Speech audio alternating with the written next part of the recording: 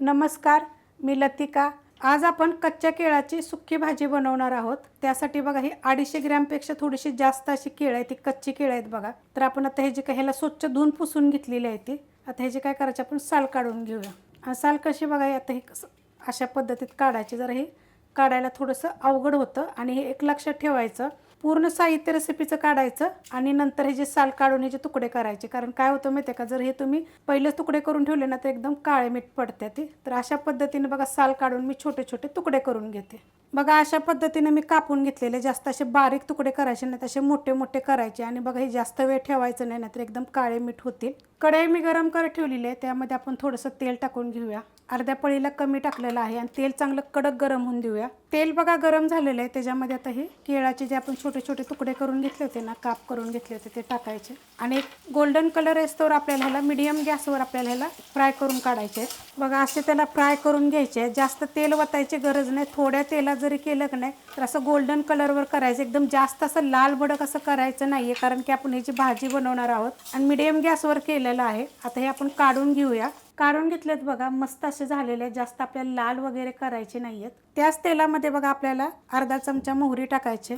मोहरी चांगली आपण भाजून घेऊया, मीडियम गॅस आहे। मोहरी बघा चांगली फुटली गेलेली आहे, त्यात टाकायचे अर्धा चमचा जिरे, कढीपत्ता आणि एक मोठ्या आकाराचा कांदा बघा असा मोठा मोठा कापून घेतला। जास्त असा बारीक पण नाही, जास्त बारीक जरी कापला तरी पण चालू शकते। गॅस मीडियम आहे। पहिला कांदा चांगला भाजून घेऊया। कांदा बघा चांगला भाजला गेलेला आहे, त्यात टाकायची आपल्याला थोडीशी हळद, मिक्स करून घेऊया। गॅस मीडियमच आहे। हळद मिक्स करून घेतलेली आहे बघा, गॅस केलेला आहे बारीक। आता ह्याच्यामध्ये अर्धा इंच आलं, 7 पाकळ्या लसणाच्या आणि 1 बिन तिखटाची मिरची मी हे कुटून घेतलेलं आहे। तुम्ही पेस्ट करून जरी घेतलं तरी पण चालेल। आता हे पण गॅस मीडियम करून 1 मिनिटभर परतून घेऊया। मिनिटभर परतून घेतलेला आहे, त्यात टाकायचे एक टोमॅटो बारीक आकाराचा आहे आणि हा पण 1 मिनिटभर परतून घेऊया। टोमॅटो टाकल्यानंतर मिनिटभर परतून घेतलेला आहे, गॅस करूया बारीक। त्यात टाकायचे चवीनुसार मीठ, छोटा 1 चमचा धने पावडर, 1 चमचा गरम मसाला पावडर, मिक्स करून घेऊया। मसाले टाकताना कधी पण गॅस बारीक करायचा। त्यात टाकायचे आपल्याला मिरची पावडर, हलवून घेऊया।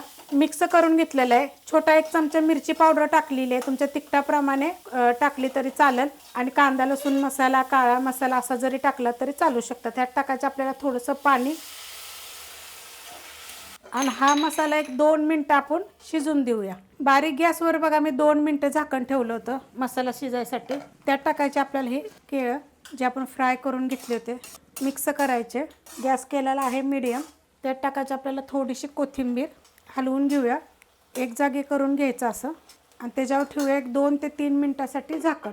2 ते 3 मिनिटं झालेत बघा, झाकण ठेवलं तर बघा मस्त अशी भाजी झालेली आहे। अशा पद्धतीची भाजी करायची। थोडंसं जर तुम्हाला ह्याच्यामध्ये ग्रेव्ही पाहिजे तर थोडंसं पाणी ठेवू शकता, नाहीतर तुम्हाला अशा पद्धतीत एकदम सुक्की भाजी चवीला 1 नंबर लागते। करून बघा। रेसिपी आवडली तर लाईक करा, सबस्क्राईब करा, कमेंट करा आणि शेअर बी करा।